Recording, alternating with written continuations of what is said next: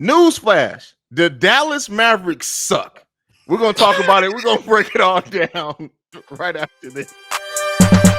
Welcome to the number one place for your daily basketball news and analysis, NBA Central. All right, fellas. Yeah, we Bobby, didn't expect Stevo, that one. Haize in the building. Nobody did. I didn't expect it. It just kind of came out, bro. I see. Hey, listen. So the Dallas Mavericks are 3-7 in their last 10. They've lost 3 in a row. Right now, they sit but outside the play-in. And for a team that traded for, I think, a legit star, I wouldn't call him a superstar necessarily, and Kyrie Irving at the trade deadline and brought him into their team. This team completely and utterly sucks ass. So I'm going to throw it to you guys, man. How do you guys feel about right now where the Dallas Mavericks sits? And should this be a cautionary tale in why just chasing a star isn't necessarily the best thing for every team? Go ahead, Bobby. I'll just say this, man. It's definitely not. With the things I'm pointing the focus on the owner, but most importantly, Luka Doncic. My man Stevo called him the European James Harden, and this has come into fruition. The man the other night dropped 40, and they still lost. Some of those accolades and those points to what me and Stevo discussed offline, it's cool, but bro, it ain't translating into nothing. Yes, you went to the Western Conference last year. That was last year. This is a new year, and you're ruining chance after chance for you to, for number one, get another star on your side, and number two, it seems like you about to run another damn coach out of the organization, and one that helped the organization win a championship, and who really he's solid. You know what I'm saying? But again, this is another coach to where he ain't listening to nothing that they trying to tell him to do. You just got Rick Carlisle out of there, and look what he doing with Halliburton. He balling. It is not the wins that's translating, but the man is balling. He doing his thing. So Luka Doncic, stop being the big baby and get it together. Hey, man, I can't say it no better, bro. Really can't say it no better. I've been saying it for the longest. How do you come in the league getting compared to the likes of LeBron James and Larry Bird? And then once you see you 2 years in the league, you talking about, oh, I like basketball seems easier over here. I think I do whatever I want. Cause you can play like James Harden and manipulate the game like that. But what has all the greats said? That's not winning basketball. And it's showing up that way. You're not winning games. Players don't want to come there. So now you're playing the trade game. Let's go try to get a superstar. Or what you think is a superstar. But the whole thing is you got a superstar there. He just won't go back to how he came in. How do you come from one of the most disciplined leagues, one of the most fundamental leagues, and you turn into an ISO machine? That makes no sense. It doesn't at all. I had a video on this channel back on December 28th in which I said that the Dallas Mavericks needed to do more to put an actual championship team around Luka. And by that, I did not mean trade for a star and then trade all your defense when you traded for a star. Like that's why team construction is important. And I say that about all these fans and stuff when they do the trade machine stuff. It's like, all right, cool. You brought in the talent, but what does that mean for this part of the roster? What does it mean for that part of the roster? And I get that stars win games. Like stars get you places in the NBA. And maybe I'd have a different tune if Kyrie still had 2-3 years left on his deal where then you can go in and you can use this offseason to add that defensive talent. You traded all your young defensive talent for a half season rental of Kyrie Irving, and it's not paying off. Now, yeah, you'll have some cap space now. Maybe you can go after and bring some people back in, but you have now set yourself back. And as we know in the NBA, every year matters. You want to build every single year. When you take a step back of this magnitude for a team that was in the Western Conference Finals, you've now set your franchise back 3 years, bro. If Kyrie Irving does not re-sign with you, which I doubt he will be, and you can't add some considerable talent, or if Mark Cuban can't call on the Illuminati to get him another player in the building, you have set your franchise back so far right now that you have to now be looking at it like, hey, what did we just do? What did you just do? You accomplished nothing. Nothing. Before they made this trade, the Dallas Mavericks were the 6th seed in the Western Conference. We've seen them fall to now they're outside of the play-in. And I said this, Luka, this was going to be a test to see how much Luka is willing to sacrifice to truly win. And I will say this, he has sacrificed a little for Kyrie Irving's game to fit. Maybe they just didn't trade for the right player, but I still don't see another superstar coming to play basketball with Luka Doncic anytime soon, bro. Ooh, word to though, bro. For real. But hey, but the man in his last 10 games, he's still giving you 29-5, 29, 8-8. Me personally, I think that the numbers should have decreased a little bit. You know what I'm saying? Now that you're getting another star on your team, you got to sacrifice for him, but also to try to switch up the systems for the others. We talk about those free agents and the potential people that can come over there. But if you somebody that want to go get a bag or chase winning or something like that and be like, hey, I want to put myself in a position so I can elevate, why would you go be a spot up shooter on this team? For real. Like, and that's why it's dangerous to play. Like I keep saying, you keep trying to play this trade game, and people not realizing, like, if you look at everybody that's been winning championship as of recently, majority of it is through the draft and developing. That's just how it is. Yeah. And y'all playing the trade game is just and not even just to bring Zach LaVine into it, but I just had gotten a whole spat with somebody about that. And it's just like, bro, you don't trade your twos to find your superstars. All right. Yeah. That's how you like Philly didn't trade into two generations. Think about this. Philly and OKC then traded through two generations of players and haven't seen a final yet. Bro. Yeah. and especially when you look at Dallas, they brought in Kyrie at offseason that they lost Jalen Brunson. If you would have been able to maintain Jalen Brunson with adding Christian Wood to this team, you would have like, come on, like this is why everybody, you always look at the other side, like the grass is greener on the other side. It like this, and I like Luka. I know a lot of people don't like Luka. I like Luka. I like that Luka talk shit. I like that he does all that shit. I like all of that. But at the end of the day, like you got a finite amount of time here in the NBA, bro. And while you are still extremely young. You 24 years old. You got another decade plus to play in the NBA, bro. But it may take you that decade to get you another player that's gonna want to play. Real, like you seeing everybody starting to win around this 25 age range. Don't try to go back to the like. I bring it up all the time. Steph Curry and them didn't win today was like 28. Brian didn't win until he was 28. It's people, it's young dudes coming in this ring. Bro, Tatum and them coming. They 25, bro. 26, bro. John, what? 24. People coming, bro. It's like you got time, but like you need to be worried about like I said, you came from a very developed league, a very fundamental league. You know it's about team ball. You should be trying to build the perfect roster around you. That's what every team happens. They build correctly. It's not about just the superstar. The superstar can get you far. Just like I said, Philly got their superstar. Ain't seen the final yet because they not built it correctly yet. No, bro. You have to build it correctly.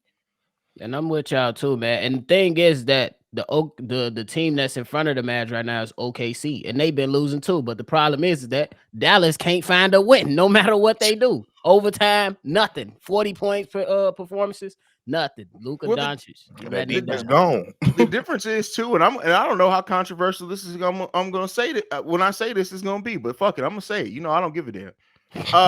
Shai Gilgeous-Alexander makes players around him better than Luka Doncic does. Oh, that's just what it is. If you watch more than one game of OKC and Mavs throughout both they the last 2 years, that's simple. It's way simple.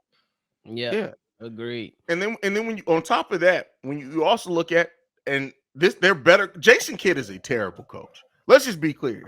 He's not just bad. Jason Kidd is absolutely terrible as a head coach, bro. And so maybe the Mavericks are, and I wouldn't be surprised if at the end of this season, Jason Kidd is the scapegoat because they're not going to blame Luka. Oh, he's gonna be the scapegoat, and they're gonna be out. But that's what I'm saying. Is he really terrible though? Because it's like I was seeing good things, and then you just see Luka do what Luka want to do, and it's just like, what you want me to do? Yeah, because he was that coach that had Brunson cooking.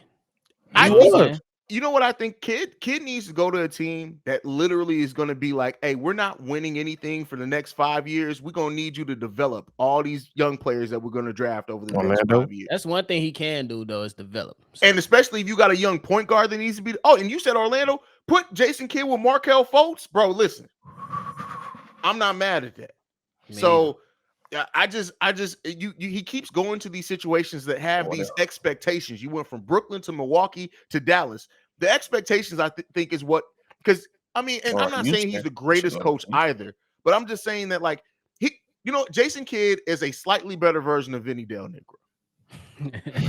I can see that. I can see that. Okay. Vinny Del Negro was a bad coach. I don't think he was either. He's not a coach that if you want to go on playoff series victories, he's not going to get you there. But while you're leading up and building the team that's going to win some playoff series, Vinny Del Negro was a damn good coach for the Bulls. Basically, the coach that's going to lead you up, and then he got to hand off the baton. Exactly. Pretty much. Yeah, we handed off. Here, I built the young Bucks up. Mark Jackson.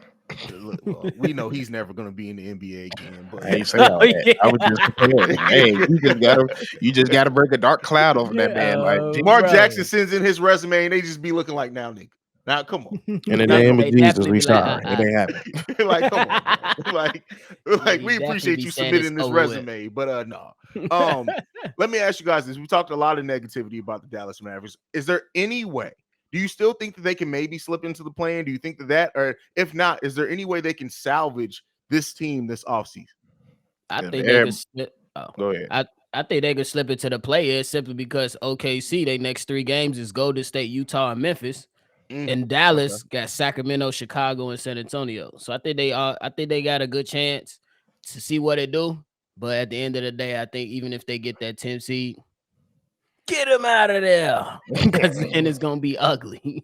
So, I mean, anything is possible to me because, like, I'm seeing a freaking Hornets team that's getting hot. Anybody can get hot in this league. So, if they can get hot, everybody start shooting.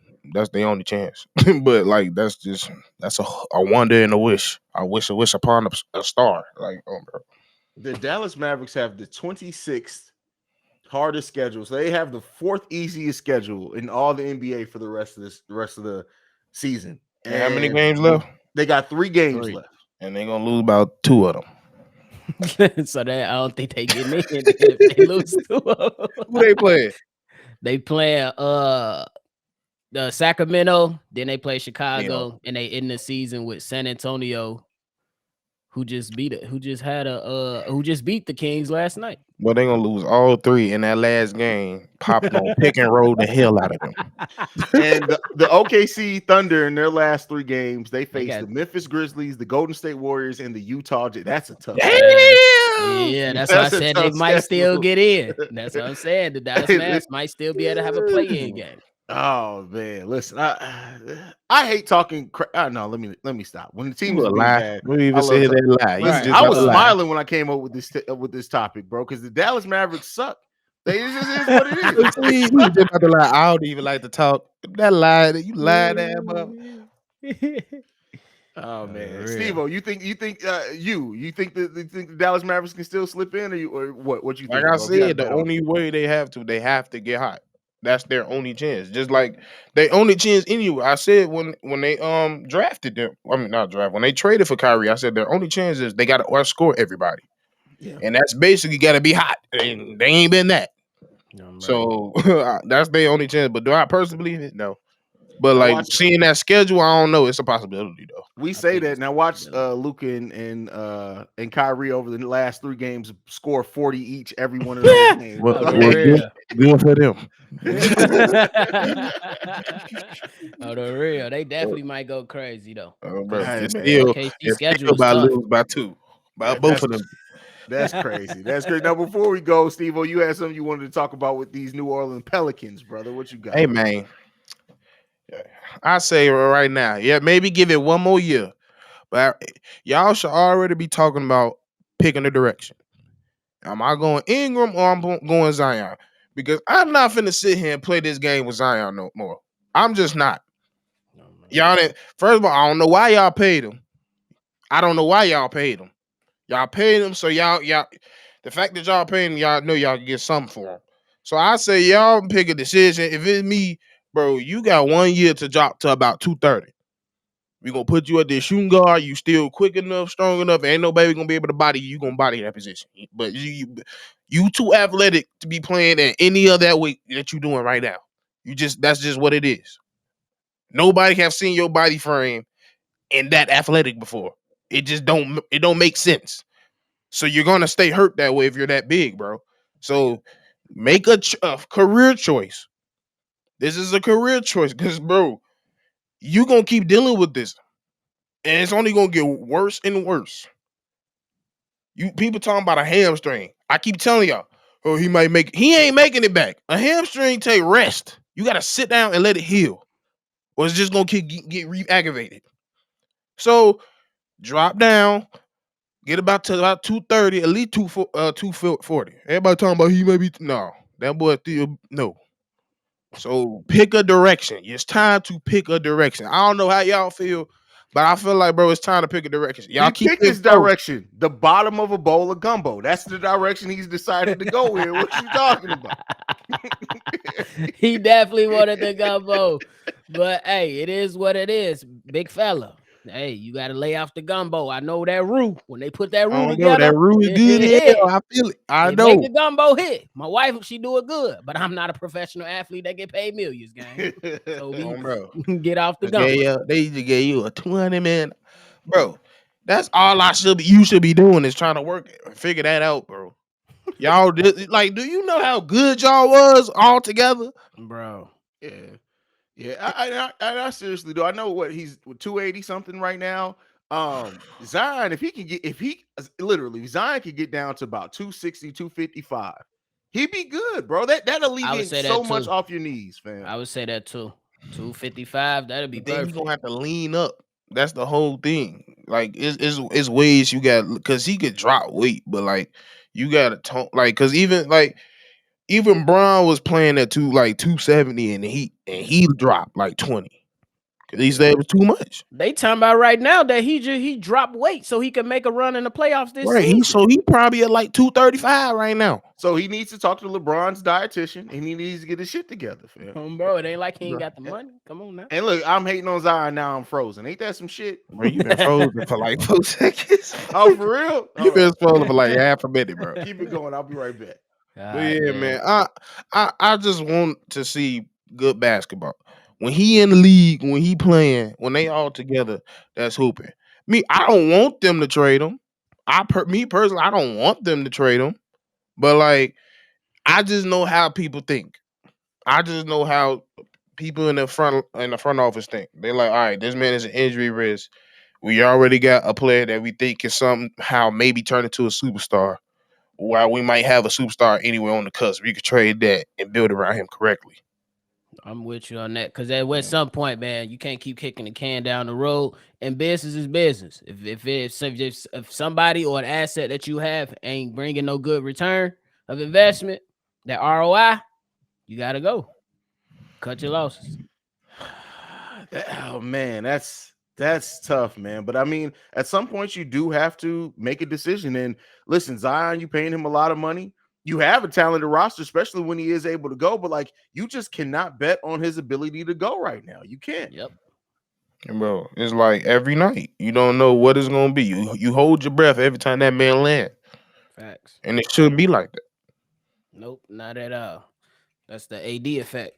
Bro, now next thing we know, we're gonna be talking about this man going to judo things, learning how to fall, going to things to learn how to land like that. Come on, bro. Drop the weight, bro. Get a chef. I'm just saying, bro. Get a chef, bro. You should be eating nothing but trout. Fuck you talking like no. He talking about trout. Eat catfish and shit. Well, let's pray for him. We'll see what it ends up turning into for Zion, man. I hope he can turn his career around. It ain't working. Listen. It ain't working. I've been praying. I want to see you hoop, dog. I've been seeing you catch bodies. You've been catching bills. God, every time Zion lands on those knees. No, that's how God look every time. Like, no, ain't that all the aces heaven is like, okay. Not your camera shook too, though. That's the whole like, I'm working, guys. I'm working right here trying to keep this man's legs healthy. What y'all mean, man? I'm working overtime, bro. Let me stop. Hey, bro, we ain't trying to be negative. We just want to see the man play. That's all it is. We just wanted to be real, man. Anything left before we go, fellas? Oh, I'll just keep it quick. Y'all stop hating on Angel. On my mama. Oh, On my mama. Watch your mouth. For sure. Y'all leave that woman alone, man. She did what needed to be done. If y'all in y'all feelings about it, tell your team to play better. That's And all like I I say. said, bro. and like I said, it ain't been nothing different. You better go watch her Maryland highlights. There you go. There you go. But that's it from us for today, man. Make sure you're following us collectively at NBA Central Show. No, NBA Central Pod on Twitter. You can send us any feedback, questions, comments, concerns, NBA Central Show at gmail.com. Stevo, Bobby, Haize, we out this mug. We'll see you guys next time we feel like making a video, y'all. Peace. This has been a presentation of the Break Media.